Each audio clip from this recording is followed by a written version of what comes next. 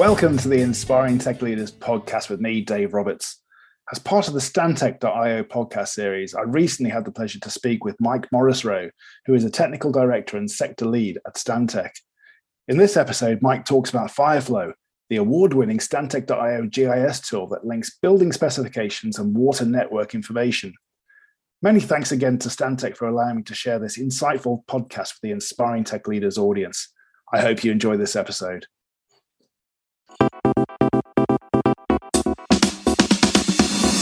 Welcome to the Stantec.io podcast, where we speak with our scientists, designers, engineers, and architects who are working with our digital practice teams to develop creative, technology-forward approaches that accelerate and improve our ability to solve the most difficult challenges facing our clients, communities, and industries.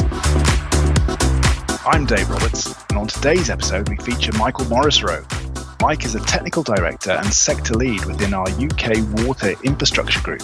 He is based in High Wycombe in the UK and is going to talk today about the award-winning Stantec.io Fireflow platform, our online GIS tool that links building specifications and water network information. Welcome to the podcast, Mike. Many thanks, Dave.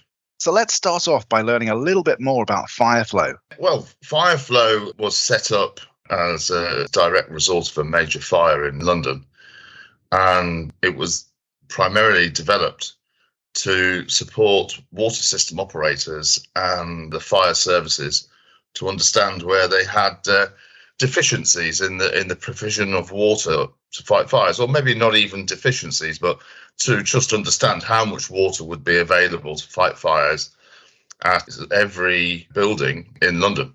And so really that's its primary purpose. It's to sort of provide the basic information necessary for the people who are responsible for providing the firefighting capacity, the water system operators, in this case Thames Water, and the fire services with that sort of basic level of information to allow them to plan, to understand where deficiencies are, and know how to better plan to fight fires. So how is Fireflow being used in the field by the emergency response teams, and what have been the outcomes so far for the solution?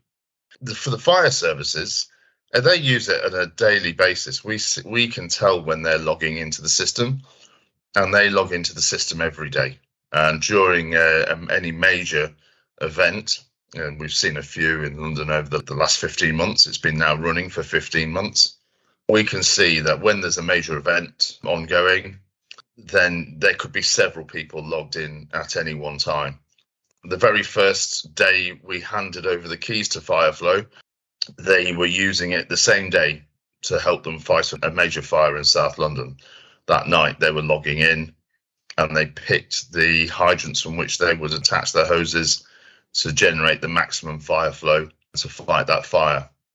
It also helps the fire services to identify buildings where there is a shortfall in Fireflow, because Fireflow using the UK fire codes will calculate how much water a building should require to fight a fire, and where they can see a deficiency, then they can put mitigation measures in place. If they know that they're going to have a shortfall in the fire flow, as their fire trucks are leaving the building, they can order tankers there and then, rather than turning up on site, attaching to the hydrants, finding that they don't have enough water or they have a shortfall, and then having to order tankers. That cuts out at least a 30-minute delay in the tankers arriving on site. And even the dispatch crews, effectively, the people who probably use Fireflow most is the dispatch crews at the central office or control centre. They would be making those decisions even as they're dispatching crews to a major event. So how did Stantec initially get involved with the development of Fireflow? Well, Stantec had been involved, certainly with London water supplier, Thames Water, and London Fire Brigade, for well over a decade, looking at fire flows or the ability to fight fires in London. And that was mainly as a result of that we were reconfiguring the network in London to perform more efficiently, and also we were actually replacing a lot of the water supply network. So this has been ongoing action for Stantec for, like I say, well over a decade. And of course, as a result of that, we really saw that having a system which would allow Thames Water to do this analysis on a day-by-day basis and actually provide a live link to that analysis to London Fire Brigade would be beneficial for both parties. In fact, that's something that they really both needed, but it just wasn't there. And that really was where we came up with the idea for the Fireflow system, that it was an online system that linked the water company with the fire brigade in terms of providing that central information in a live environment. That's excellent. So what technologies have actually been used to create this innovative solution? So the key aspect of Fireflow was to actually create a digital twin of every building in London.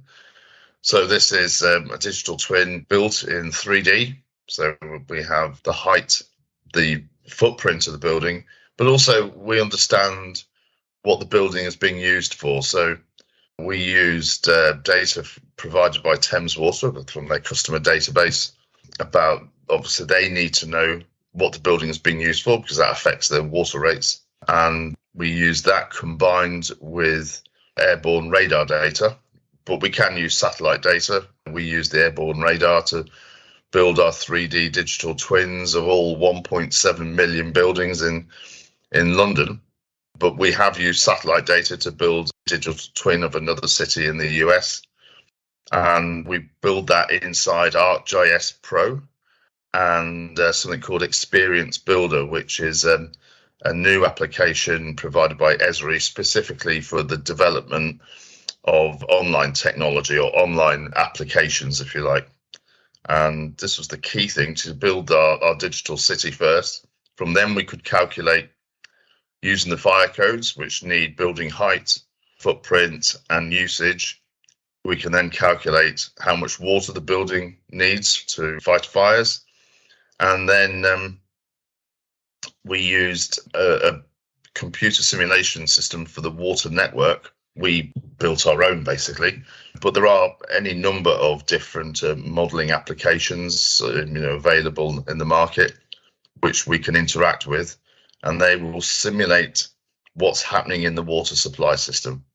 Like I say, we built our own modelling system that was based on Ethernet, and then we modified the source code to build what we call FireNet, which is a modelling system which will simulate water supply systems, but it's specifically built to do fire analysis using single and multiple hydrants, and it does all that analysis of linking the hydrants with and the operation of the water supply system to the individual buildings. So it's quite unique in that the operation of the water network is directly related to each individual building. So in London, we did 1.7 million individual analysis for each individual building. Now, it sounds like a huge amount of number crunching, but actually on a powerful machine, you can actually run through that in a day. So it's not as onerous as it sounds. So how long did it take to create the initial MVP for Fireflow? Really, we built a prototype in a couple of weeks, actually. Applied for some research and development funding within Stantec when we came up with the idea for Fireflow. We thought it was something that would be beneficial to our client Thames Water and also London Fire Brigade. And then to get to the MVP, really, it took about 4 months to do the coding and actually get a system that was fully functioning, which then had to be populated. It took us a year to actually then populate the system with all of the information for Greater London. That's absolutely fascinating, Mike. What lessons did we learn along the way? And with the benefit of hindsight, is there anything that you'd do differently if you were to start the project again now? The lessons we learned along the way, and in benefit of hindsight, for sure, when you're developing something new, I mean, there's a number of facets to this Fireflow. One was the platform, and that was very clear. The client, Thames Water, are expert ArcGIS users. So are we, and it has an online platform. So that was clear. That was the platform we were going to work in. It was the analysis of the Fireflow, actually the physical calculation, the simulation of the water supply system, and how to model single and multiple hydrant usage. That was a significant hurdle. And I guess that the mantra fail fast comes to mind. We probably went down some routes and didn't fail fast enough. We ended up in the right route. We probably could have picked that right at the beginning, but it was the difficult one, and we knew it was going to be difficult. As it turned out, it was the only route to go down. So I suppose what would we do differently if we would start again? Even though we knew it was going to be a difficult route, we knew it was going to work, we should have gone that one from the very beginning. So I know Fireflow has been widely recognised for the positive impact that it's had within the communities. Can you share some more details about the various awards that it's won so far too? Yeah, so Fireflow has been a finalist in several awards, some national, one global, and it's won the UK Water Award for 2021 in the health and safety section. And then it won the Institute of Engineering and Technology Protecting Society and Saving Lives Award, and that's global. And Esri is a finalist in their Insight Analytics Award for 2022. And the actual winner of that award is yet to be announced, but it will be shortly. And it's still in with a few more awards as well, actually. So it's been finalist in several national and now global awards, and we're very proud of it that it's got so much recognition. And what's next for Fireflow, this incredible platform? What's the potential for it? Well, we see Fireflow as part of our Digital City initiative. We have built a digital city, sort of one of the biggest cities in the world, so 1.7 million buildings. And, we see Fireflow as a sort of a module of the digital city.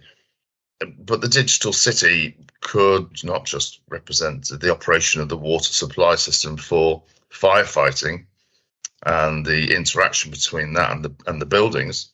But for sure, we can look at flood risk targeting, providing information in real time about the individual buildings. We have the ability to attach information to the digital buildings. So we can store information about the buildings like floor plans, escape routes, the position in which they should, some buildings are actually designed with positions for fire appliances to actually fight fires, where they are, access points.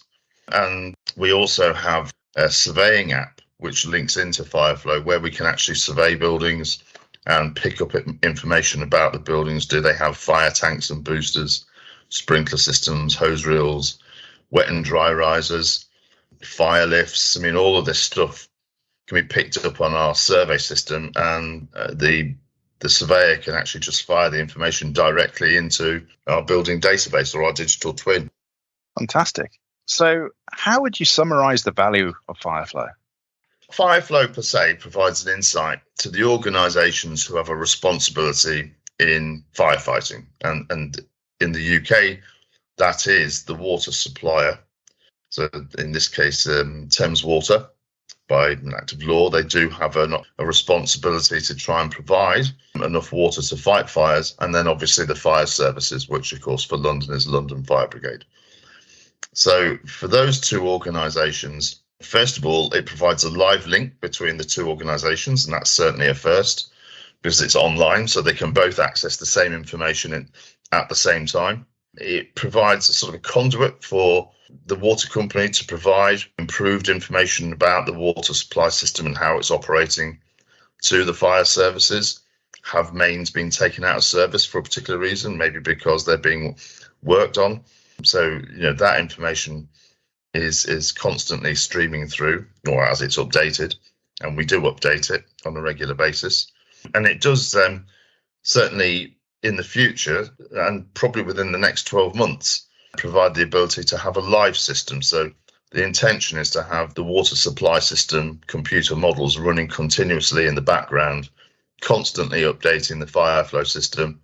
So when changes are made, something's happening in the water supply system, as I said, maybe there's some work being carried out on a water pipe or a pump has failed, then we can see the impact of that on the fire system or the firefighting capability sort of almost in real time. And Fireflow was being used to check planning applications. So applications have come in for large developments. There was a steel reprocessing or a metal reprocessing site in South London, and Fireflow was used to check whether there was sufficient firefighting capacity for such a development before it could go through planning. And it was even used during the pandemic when they were modifying some of the big conference centres in London, changing them to the COVID hospitals. Of course, that was a change of use, and the firefighting requirements then changed because they're becoming residential. And they even used Fireflow to check that that change of use was possible, in fact. So we see Fireflow operating in many arenas, really. And like I say, it's a module, a part of our digital city. So I think it'll sort of hopefully interact with other parts of it as they come live. Excellent. And if I wanted to learn more about Fireflow, what should I do next? Well, people can contact me at michael.morrisroe@stantec.com, or they can search for Fireflow on the web, and inevitably they will end up in the Stantec.io webpage, where they will find a significant amount of information about how Fireflow works, and also the contact details again for myself. Well, I've really enjoyed talking with you today, Mike, and thank you once again for sharing this fantastic story of innovation with our audience. Great, many thanks, and that was really good. Thank you for listening to the Stantec.io podcast. If you've enjoyed listening, please tune in to future episodes where we'll continue to explore how digital solutions are shaping our world.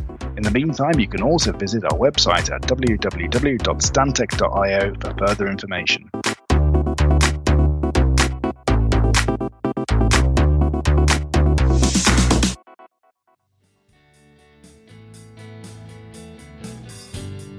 Please remember to subscribe to the podcast and stay tuned for more inspiring tech leaders.